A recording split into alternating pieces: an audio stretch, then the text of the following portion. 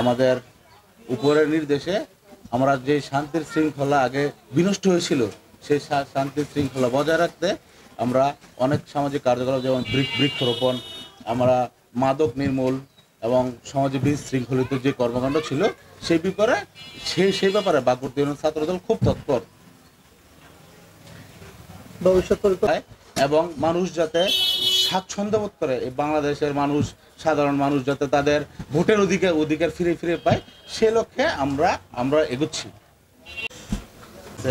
এখন আমাদের বিএনপির নাম ভাঙিয়ে যারা কোনো অপকর্ম করবে এবং তাদের বিরুদ্ধে আমরা খুব সজাগ, যাতে দেশের মানুষের কোনো বিএনপির নাম ভাঙিয়ে যাতে কোনো রকম কোনো ক্ষয়ক্ষতি না হয়, সে ব্যাপারে বাংলাদেশ জাতীয়তাবাদী দল থেকে ক্লিয়ার নির্দেশনা দেওয়া আছে, যা তাদের বিচারের আওতায় উপযুক্ত বিচার করা হবে। এবং আওয়ামী দোসররা যারা আপনার হলে কোনো নাশকতার পরিকল্পনা করছে এবং শান্তি বিনষ্ট করার চেষ্টা করছে, তাদেরকে আমরা বিচারের আওতায় আনবে এবং কোনো সুযোগ দেওয়া হবে না।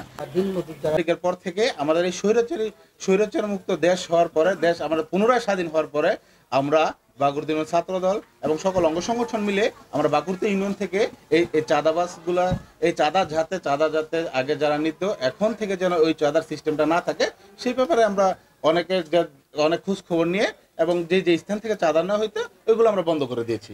এবং বাংলাদেশ জাতীয়তাবাদী দল একত্রিত ছিল, থাকবে, আছে ইনশাআল্লাহ। আমি তাদেরকে বলতে চাই, যদি কোনো রকম কোনো অপচেষ্টা বা কোনো শান্তি বিনষ্টের কোনো কাজ করে বা দলের ক্ষতি হবে এমন কোনো কাজ করে এবং দলের ভাবমূর্তি নষ্ট হবে এমন কোনো কাজ করে, তাদেরকে সাবধান করে দিচ্ছি, তারা যাতে এই ব্যাপারে মাথা থেকে একদম এরকম চিন্তা ভাবনা যাতে আর ওরা কোনো না করে। এবং মাত্র আপনার চতুর্দিকে আপনার ওনার জনপ্রিয়তার এমন একটা জনপ্রিয়তা যে হিমিলনের বাসীওয়ালাকে হারমে নিয়ে যায়। এবং আর ব্যারিস্টার ইরফান ইবনে আমান অমি সুশিক্ষিত এবং যোগ্য পিতার যোগ্য সন্তান।